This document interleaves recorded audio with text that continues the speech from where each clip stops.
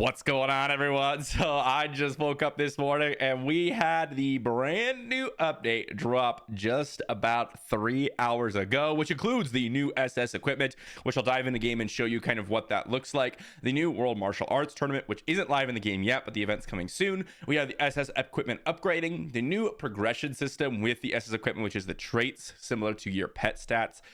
They have SS equipment treasures. They have, as I said, the brand new competitive mode and the new functions, including the treasure reset. So that's going to be getting your treasure exchanges, and they also have the ability to reset and get your random like compasses back should you be using them to get certain arcanas and things, which is actually really cool. The pet synthesis and the hero imprint polarization, these all look pretty cool, and it's pretty exciting for the game. There's a lot to still learn, and there's a lot that we don't know even as the update is live.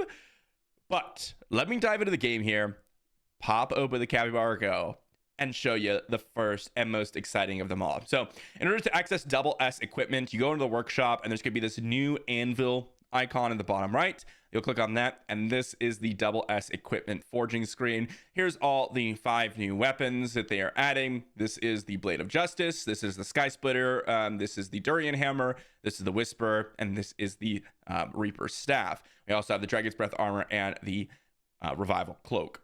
Now, for me, it would be Whisper. The important part is you do need a legendary or higher quality of a weapons. You don't need a mythic, you just need a legendary.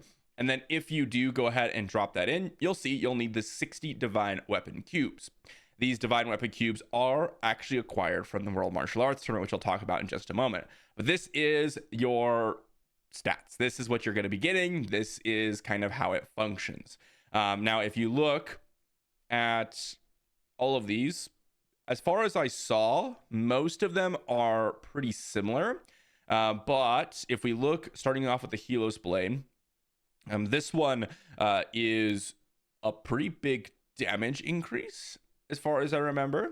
Your Sky Splitter actually got nerfed. This was 15 times the hero attack, but now true damage and sword energy damage cannot exceed 7 times the hero's attack, which is probably reasonable because I'm sure that the Sky Splitter was just going to be absolutely absurd. I mentioned this in my video that the Sky Splitter's damage is probably still going to be just the absolute highest with the new changes. That's kind of what I was figuring, but there was no guarantee. We had to have seen it in game, and clearly in the early testing, it was absolutely disgusting. Durian Hammer, well, we get the shield still. We get 10% final basic attack damage, which, if I remember correctly, is way lower. I think it was minus 50%. Is that right? It was 50%. And then the damage significantly lower as well, because this used to be Thorn Shield damage by plus 5% stackable up to 4 times. So they nerfed the Durian Hammer. Clearly that was broken. The Whisperer was also nerfed. It used to be gain 25 rage on weapon critical hits. So this is now 15 rage. Everything else looks the same as far as I can see. The Staff of Nasir, or the Nasir Divine, Nasir Scepter, whatever it is. This also nerfed. This was increased by, I think it was up to 200% at some point. And this was minus 50% skill damage, not 10% final skill damage. So significant nerf as well. And now they've changed the mythic effect to all lightning has a 50% chance to become Nasir Divine Thunder. Damage plus 10% per release increases up to 6 times. So now all the lightning gives you an option to, become that new effective lightning. And this also looks like it doesn't prevent you from doing normal attacks. That completely changes the entire weapon, by the way. This used to say that you couldn't do normal attacks with it, if I'm remembering correctly. And now this no longer says that. Correct me if I'm wrong in the comment section. Again, these are just brand new in the game. But this used to say that you could do normal attacks, which means the whole combo build was completely gone. And I was talking about the weapon, how it's completely different from previous. And I think it's actually a nerf. Now they've kind of dialed that back and changed it completely. So this is probably the biggest change out of any of the weapons. This is now very similar to the Death Bolt, how lightning can become Death Bolts, and how this is stacking damage. So very similar to how Reaper Staff was before, but just a buff is what it looks like. Dragon's Breath armor. This is now 50% of the overflow healing instead of 60%, if I remember correctly. And then this is 50% of max HP and final damage reduction increased to 30. I think this was nerfed as well. The extra 8 damage reduction, I think, was higher, and the increased healing was higher. Revival Cape, this is, well, this is not 100%. This used to be 100%. Now it's 80%. So kind of just in general nerfs across the board, which kind of makes sense. SS equipment looked pretty insane. I think the biggest one is probably the Sky Splitter, which makes sense. But they did buff the legendary effect. But they did. Is this a nerf? Was this 120% sword aura damage and 120% basic attack damage? So I think this was actually a buff. In the legendary effect. Maybe it was just nerfs across the board. I have to like pull up the previous SS equipment that we saw the previews. Regardless, I guess that doesn't really matter because these are what's going to happen in the game right now. So right now, the Sky Splitter still looks incredible. The Blade of Justice looks incredible. Very excited about that one. The Whisper looks pretty good for progression. The Durian Hammer looks pretty exciting as well. Very tanky. The Reaper Staff still looks like an absolute beast of a weapon in terms of just straight up damage. In terms of armor, I'm actually more excited about the Dragon's Breath armor or the Crimson Dracula chest plate. But regardless, in order to access them, we need the Divine Weapon Cubes. How do we get them? Well, if you look at the calendar here, we have the World Martial Arts happening in 2 days. So it is currently Thursday as we're recording this video, and it looks like it's going to start end of Saturday. So expect it to show up then, which means that this is going to kind of determine how free-to-play friendly the actual event is, or the actual update is.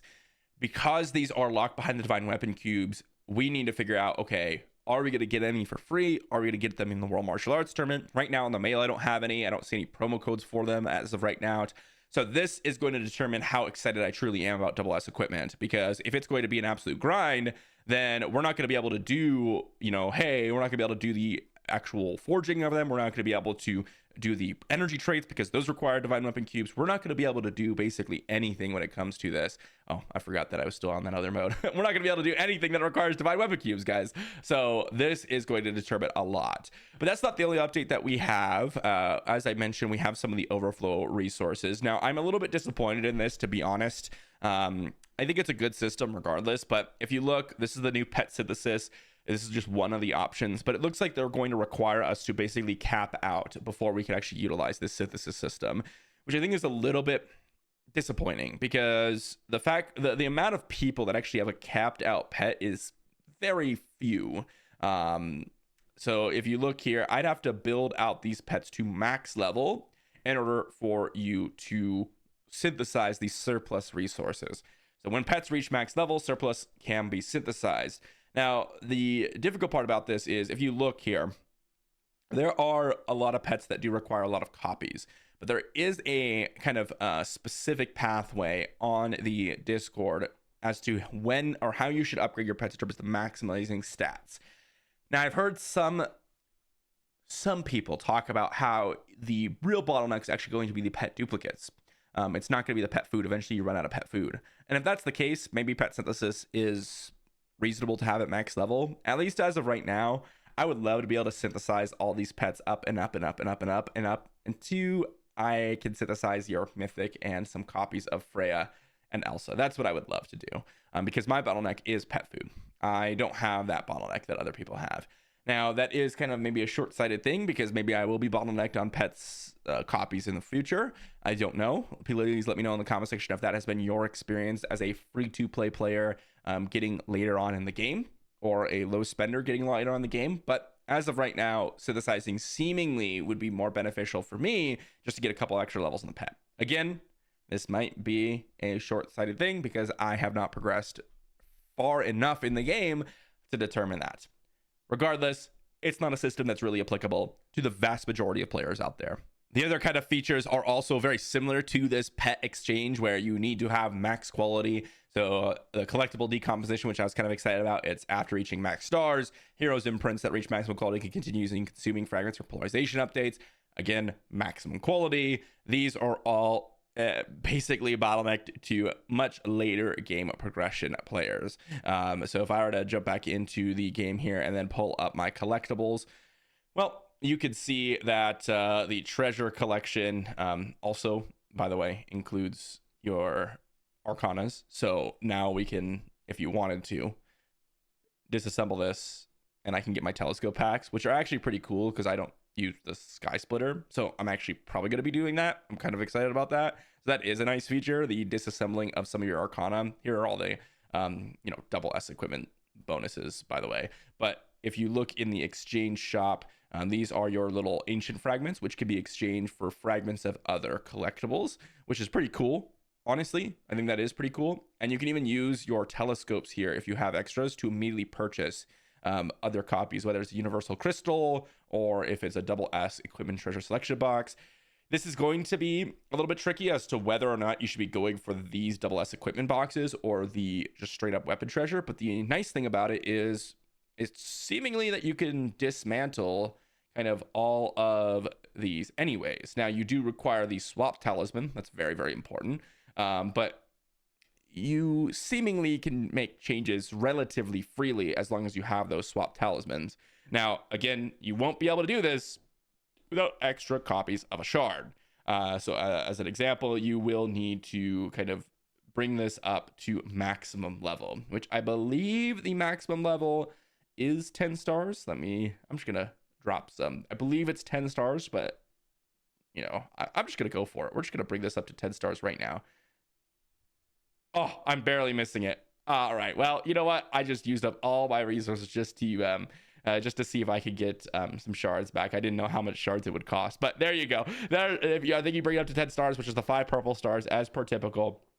And then you can convert the rest of it. I honestly think it's not actually that bad of an idea to start doing this on your rare pieces. Like if you have a bunch of extras, you can start converting them upwards, right? Like otherwise these are just sitting down here and you're just accumulating these rare quality shards and then you cannot convert them later on. And remember, these fragment conversion shops, there's some pretty cool stuff in here in that you could unlock some of the random collectibles that are kind of forced to be acquired through events a lot of the times, like your pizzas or whatever. Getting these mythic shards could be a lot. I don't know what the conversion rate is, if it's like 1-to-1 or what, but that's something to kind of figure out at a later time, of course. So very, very interesting, honestly. I wish that you didn't have to max level some of these and you could just choose to use the exchange shop as you go along. I think that would give a little bit more freedom to everyone. But I think there are some applicable nature to at least the collectible shop for us. And I do think the ability to reset your arcanas here is actually really cool. I do think that bringing down the sky splitter and maybe even dropping a universal crystal box is something that I would consider doing, because I want a mythic weapon like right now, and if I do get that double S equipment, I might consider doing that. I don't know, I'll probably sit on it for a little bit. Again, it does require a swap talisman, which means that if I do use this, I'm consuming my one swap talisman. I'll need to use my shards in another shop to go ahead and do it again. So that's something to think about as you're going along. The other thing to think about is, what build are you interested in going for? Like, the whole landscape of the game has changed, and if I'm going for an SS weapon or an immortal weapon or arcana weapon, I guess is the better way to put it, because these are like the arcana shadings, do I want to go for Whisper? Because if I do, then yeah, that seems pretty good. But is it as good as maybe swapping over to, I don't know, a Sky Splitter or a Blade of Justice and using that, just changing my entire build, actually make it worth it? Like, is this a worthwhile endeavor because of the changes to the weapons? I don't really know. The one thing that is important to remember, and this is the last thing I'll leave you off on, is if you're going to go for the double S equipment, well, they can be reverted. So double S equipment can be reverted to S equipment with 100% of the consumed resources returned, and then you can swap talisman, right? So that is something that's really important to kind of note. You are able to swap between all of the weapons, even if you do commit to one. So that's at least nice. But we'll see, because more, as they say, double S equipment will be introduced later on. Now, I think going Sky Splitter is a very, very reasonable choice. I think going Blade of Justice is actually really reasonable as well. And I think Blade of Justice might be the thing that people really want to consider. I haven't really been testing out a ton or I haven't seen a lot of people testing out Blade of Justice at a low Raphael star level, which I think is the key factor. Because if we do get the Ninja Turtle event and you're a free-to-play player, you might be able to get more copies of Raphael.